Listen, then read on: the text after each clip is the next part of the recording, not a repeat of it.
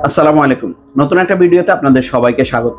আজকে আমরা যে বিষয়টা নিয়ে কথা বলবো সেটা হচ্ছে কংক্রিট, কলাম অথবা ছাদের শাটারিং এর পরে আমরা একটা জিনিস খুবই খেয়াল করি, সেটা হচ্ছে অনেকগুলো ছিদ্র থাকে অথবা মসৃণ ফিনিশিং আসে না।